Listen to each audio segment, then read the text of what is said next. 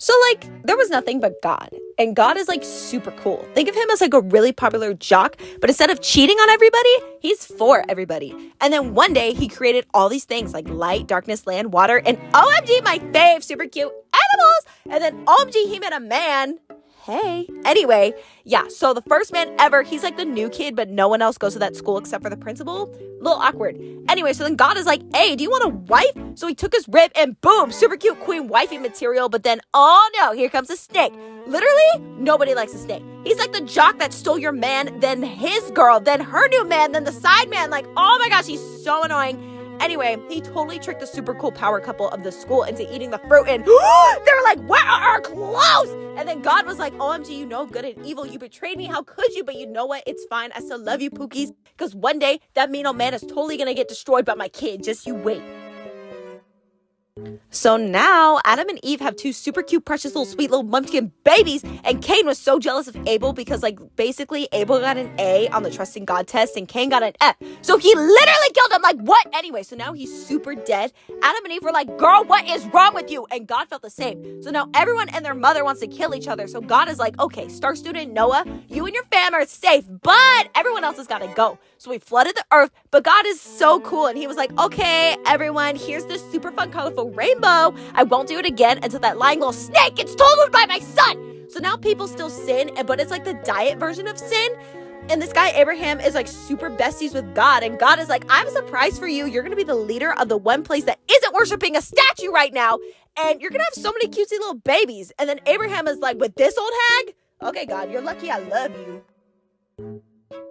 Fast forward, and OMG, there's this guy, Moses, that led the Israelites out of Egypt because they were getting their pretty little manicures dirty by digging up dirt for Pharaoh. Ew, slavery! Anyway, so Moses splits the sea and is super dope and cool. And then at the end of the journey, he comes up on a mountain. Then God is like, what up, son? Here's 10 rules. Then Moses goes down to see his brother worshiping a golden cow that they just built. And he's like, bro, that's cheating on your dad with another dad. And he broke the rules.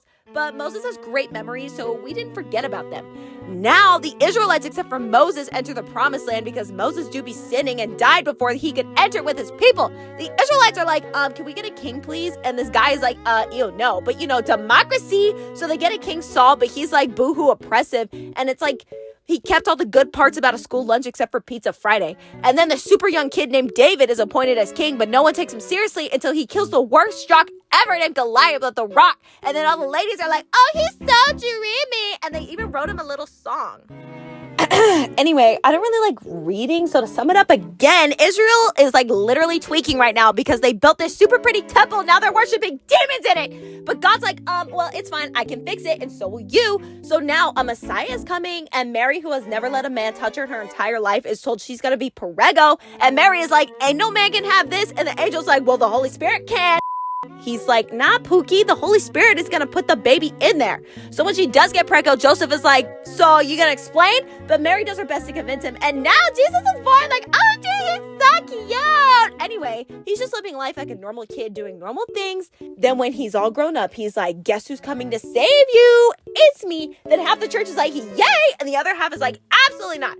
So tons of miracles and 12 disciples and tons of followers later, this group of men is like, you know what? No, we don't like you. I miss Israel. Attack! So now Jesus is having dinner with his dudes and explains he's going to die for his sins. And one of you is going to stab me in the back. And the one who's totally going to stab him in the back is like, oh, well, I would never do that to you, Jesus. We're super cool. And he totally does. So now they crucify him and it's literally so sad. It's so sad to the point that the world is literally dark. And they're like, oh, maybe that was the Son of God, but I don't know. Anyway, so yeah, it's dark. And then 3 days later, Jesus comes back and everyone's like, oh, dear Pookie, we miss you, honey. Thank you for dying for us. You're so nice.